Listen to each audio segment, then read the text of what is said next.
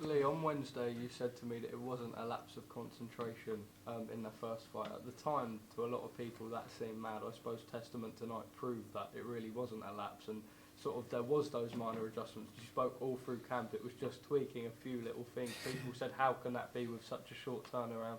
I suppose that proved it, right? Yeah, and like I've said this, like, I'm so headstrong, and you know, the people of today, like, they're so quick to jump when you're online, and there's a lot of people who've got a lot of things to say, and I'm not really a sponge, so I don't absorb that. I don't read it and think, oh, are they right or not? And I know what I'm going to do. I trust the people around me, tell them what they're telling me. I believe in myself.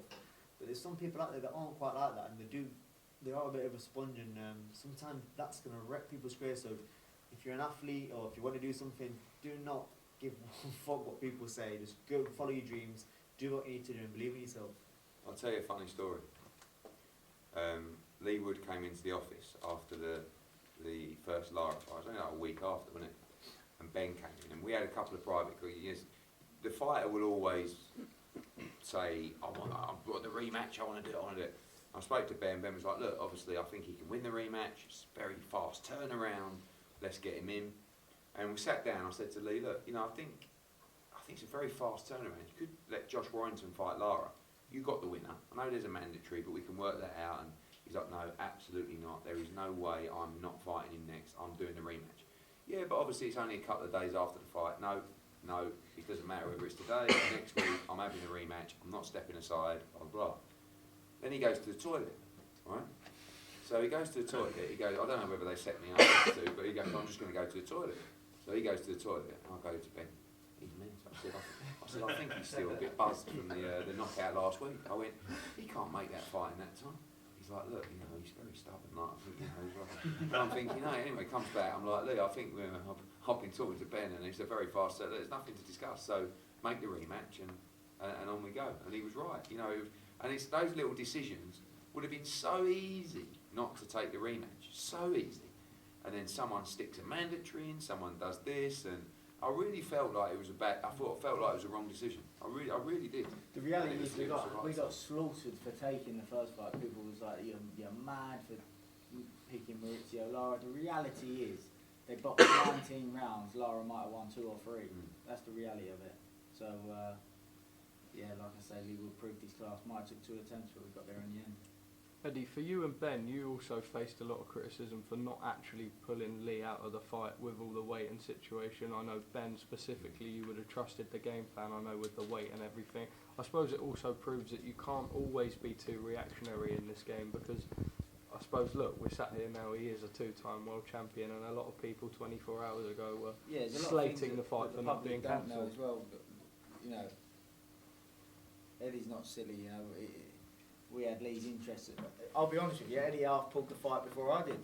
I went to the room to pull the fight. I messaged him and said, I think we need to pull the fight. Where are you? This was an hour before the weigh. Yeah. And I said, where are you? He said, I'm making weight with Leigh. I said, I need to see you. I think we need to pull the fight. It was just too much. It was just, you know, once we got the call that Lara was going to weigh 129.8, that's when I got to Ben, and we were shocked by that, because, you know, it was kind of like, not a bad decision from the board, but the board said to him, you can't weigh less than 128.5. But they didn't say you can't weigh 131. They just presumed that he would come in on that number. But by then, obviously, his head had gone a little bit after the decision and whatever, but that was the moment we went, and it was probably really Leigh, where, you know, he was actually, he was laying on the bed, you know, just chilling out, trying to make weight.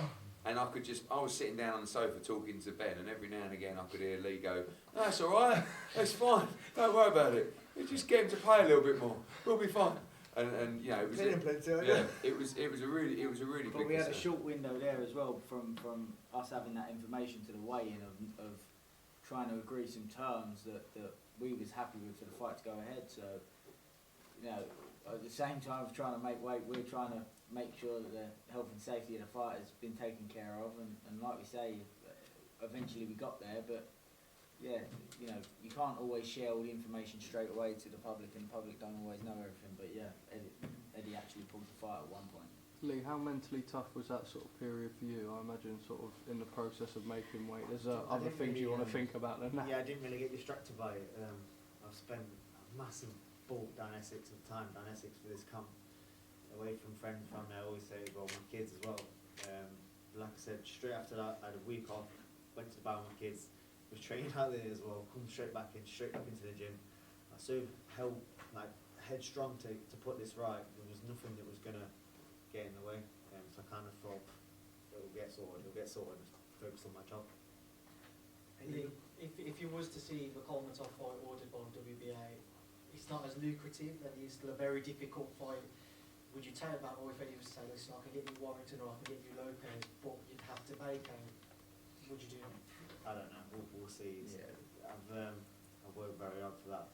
I won't like to give it over for no one, but I've got people advising me, so we'll have to have discussions and see what's best. And like I said, it's really down to where I want that. Well, I want that City Ground fight, so if that's with or without the belt, then that would trump it. But we'll talk about it and make some decisions, I guess. Eddie, how's your relationship with Lara? Because he would have known a good few days earlier that he wasn't going to make weight. Do you still have options on him, and will you continue with him? Yeah, I do. We got a contract with him, and we'll continue with him. I mean, you know, I think Leigh hit the nail on the head. Some fighters, and this is what I always find it astonishing, how some fighters create such a legacy and make so much money, and their desire stays the same. I mean, I'm talking Canelo, I'm talking AJ, and you know, even Leigh to a point now. He's made good money. He's a two-time world champion. Still hungry for those big nights. Lara's young. He comes from literally nothing. You know, when he fought Josh Warrington the first time, I don't know what he ended up with personally, $20,000, and it was massive for him. Now he's been making a lot of money consistently. Probably, you know, or maybe he started camp a few days late, or you just make small mistakes that cost you on the scales, and then, you know, once he lost the belt, probably his head went down a little bit. But he's a very young fighter. He's 9 years younger than Leigh. He's got a big future ahead of him. But Sure. you know, you have to be disciplined and you have to be consistent. You know, and I mean, Chris Billham-Smith's another good example. No one really thought Chris Billham-Smith was going to win a world title. You did. I thought he would tonight. Yeah, he beat him. Yeah. Points. Yeah. I did actually. But consistency, living the life. You know, never. You know, always in shape, always training hard, always giving it 110%.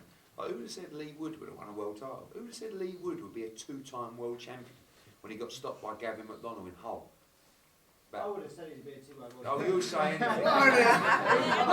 When would you say that? What? When would you say that? I always usually be You world talk champion. rubbish, you do. I'm sitting on the side of your rubbish all week. You might have said he'd be a world champion. You'd never say he would be a two-time world champion. Know it all. Stop it. Sorry. He wants confidence up to you. I've not seen him yet because I'm straight to the testers. Got my eye stitches, well, I'm not been out of his room yet, but I saw him. He come straight up to me. He went, "You've got to make the City Ground happen." I was like, "Oh Jesus Christ!" Eddie, what are the biggest hurdles with the City Ground or the potential there? The club, really. Look, everybody wants to do it, right? They're a football club. That's their business. So, do they want to do it? Yes, of course. The logistics of doing it now. The biggest problem with doing it now is it would have to be in September, and it would have to be if even the ground staff and all those people would allow you to go on the pitch during an away weekend, right? It's a very difficult turnaround. I know it's a different, you know, surface and stuff like that, but you still have to load in from a Tuesday or Wednesday. You have to put a huge amount of pressure and machinery on the pitch. It needs to recover after. Some pitches can do that, some pitches can't. So- I was to say, just had a new pitch lead. It's like half artificial hybrid. It's that good thing. Good. And also, in Mate, 2 I want weeks- to do it. In 2 weeks, we get the fixtures. There might be an international break. And Yeah. September national break. Might be. But end of September. You tell him, Lee. Yeah. I'm I trying. want to do it. I think there's a few quid in it. I'm up for it. But it has to be in for September. me, maybe. It has to be in September. So you got a cut. I said to Ben, you'd have to have June off, which is nice, and then straight back in the camp in June. Because also with the mandatory, if we are going to allow that, get that fight allowed, and it will be tricky, it will have to be quick because you know people won't wait around. So there's a lot to discuss. But at the end of the day, as well, if he didn't do it in September or October, he could do it next early summer. But again, it's like Katie Taylor in Dublin. wait. You know, you want to grab it now if you can do it. I'd love to do it in September. Assuming it is Josh as like the dream opponent for that, would that be Josh Warrington's next fight? 'Cause obviously Yes, not, and that's another problem because obviously he hasn't boxed since December, so he was thinking he was going to get the winner of that fight first time around. So it's not Leigh's problem, but that is the fight. I mean, you know, you talk about 10. He could probably sell 15,000 himself from Leigh.